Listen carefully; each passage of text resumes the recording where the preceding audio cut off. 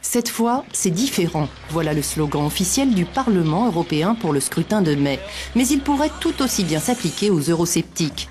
Le néerlandais Geert Wilders a promis de former un groupe parlementaire avec des partis d'autres pays partageant ses idées afin de démolir l'Union de l'intérieur. Aux Pays-Bas, il est en tête des sondages. Monsieur Wilders, bienvenue sur Euronews.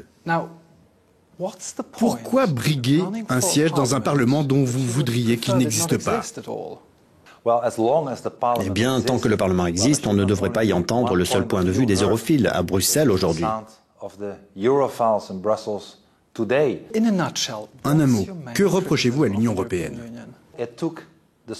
Elle a confisqué la souveraineté des Pays-Bas.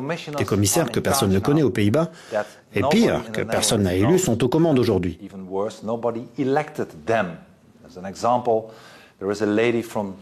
Par exemple, une Suédoise de gauche, une commissaire libérale, Cecilia Malmström, a la responsabilité de nos frontières aujourd'hui.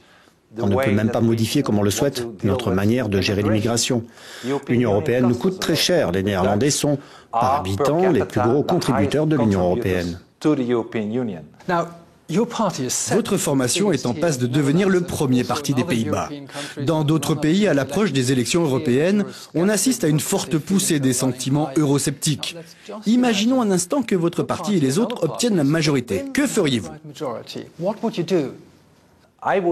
Je me débarrasserai de l'Union européenne, à l'exception du marché intérieur.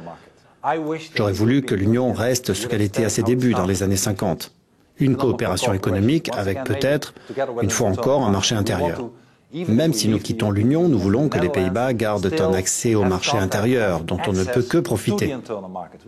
Je suis favorable au marché intérieur. Je suis pour le libre-échange, mais dans le cadre d'une union économique, et pas de l'union politique actuelle, cette sorte de super-État politique. Cela suppose que l'Union européenne existe bel et bien en tant que garante d'une stabilité économique sur le continent. Mais si tous les pays membres les plus riches suivent votre idée et partent, le marché intérieur disparaît avec eux. Non, pourquoi ne pourrions-nous pas continuer avec un marché intérieur sans union politique? Dans le cas plus probable où vous et vos alliés seriez capables de former un groupe parlementaire fort mais sans majorité, comment comptez-vous agir concrètement? Si nous obtenons un bon résultat, ce sera aussi quelque chose d'historique dans les pays concernés. Imaginez le parti UKIP en Grande-Bretagne qui fait plus de 30%, ou mon parti 20%, 25%, ou le parti de Madame Le Pen en France qui gagne 20 à 30%. Cela ne changerait pas seulement le Parlement européen, ce sera aussi un séisme dans les sphères politiques nationales en Europe. Vous préparez ces européennes depuis longtemps, vous avez forgé une alliance avec les partis eurosceptiques de toute l'Europe, et votre principal partenaire, ce sera Marine Le Pen, du Front National en France. Mais est-ce un véritable partenaire? C'est un parti dont les positions diffèrent totalement des vôtres sur des thèmes de société comme le mariage homosexuel et qui est également encore soupçonné d'antisémitisme. Je ne crois pas qu'il soit antisémite. Je n'aurais pas travaillé avec son père, Jean-Marie Le Pen. Le parti a changé depuis que Marine Le Pen le dirige. Tout le monde me demande pourquoi faire une telle différence avec les autres partis. Regardez par exemple nos propres chrétiens démocrates aux Pays-Bas, mais aussi le parti d'Angela Merkel, la chancelière allemande. Ils ont travaillé pendant des années avec M. Berlusconi, l'homme des soirées Bunga Bunga. Avez-vous des limites? Y a-t-il des partis eurosceptiques avec qui vous ne voudriez pas travailler?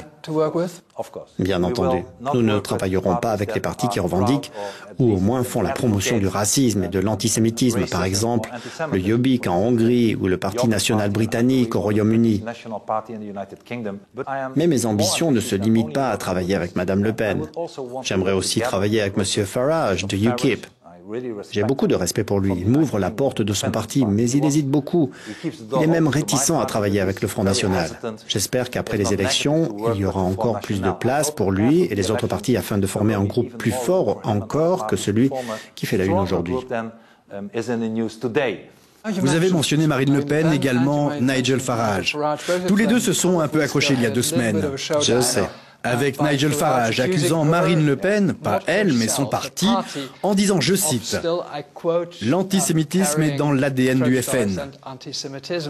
Vous ne partagez peut-être pas son point de vue, mais n'est-ce pas là l'illustration parfaite de ce que beaucoup pensent, à savoir que les eurosceptiques ne pourront tout simplement pas surmonter leurs différences et finiront par passer leur temps à se disputer? J'espère que non. Ce serait très triste si, à un moment historique, au moment de la victoire des partis eurosceptiques, nous nous montrions incapables de surmonter des différences qui, je ne vais pas le nier, existent bel et bien. En mars dernier, au soir des élections municipales aux Pays-Bas, vous avez demandé à une foule de partisans, ici à La Haye, s'ils voulaient moins ou plus de Marocains dans leur ville. Et la foule a crié « moins, moins, moins ». Vous êtes réputé pour vos critiques acerbes de l'islam, mais en précisant toujours que c'est contre la religion, pas contre les gens.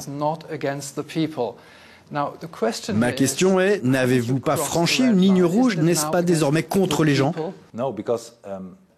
Non, j'ai cité les Marocains parce que les Marocains sont largement surreprésentés dans les statistiques criminelles aux Pays-Bas. Plus de 60% des jeunes Marocains de moins de 23 ans ont été arrêtés par la police néerlandaise. En général, quand il s'agit de crimes de rue violents, ils sont 20 fois plus souvent arrêtés pour divers crimes. Mais si une société donnée éprouve des difficultés avec les membres d'une communauté, est-ce bien sage de la part d'un homme politique d'ostraciser l'ensemble de la communauté? Ce qui est sage, vous savez, c'est de dire la vérité. Je n'ai pas inventé le fait que les Marocains soient surreprésentés dans les statistiques. Mais est-ce que le taux de criminalité est élevé parce que ces gens sont marocains ou bien aussi parce qu'ils n'ont pas de travail? Je ne suis ni psychologue ni sociologue. Je me fiche de savoir pourquoi des gens sont des criminels. Je connais leur nombre et je veux des punitions sévères. Mais comprenez-vous que les Marocains qui ne sont pas des criminels puissent avoir du mal à avaler ce que vous dites? Les Marocains qui sont ici aux Pays-Bas et qui ne sont pas des criminels n'ont rien à craindre de moi ou de mon parti. En fait, je sais que la majorité des musulmans, y compris ici aux Pays-Bas, respectent la loi. Mais je suis un homme politique et quelqu'un aux Pays-Bas doit exposer les faits. Et les faits, c'est que les Marocains sont largement surreprésentés. Et près de la moitié de la population néerlandaise est d'accord avec moi, que cela vous plaise ou non. Mr. Willis, thank you very much. It's my pleasure.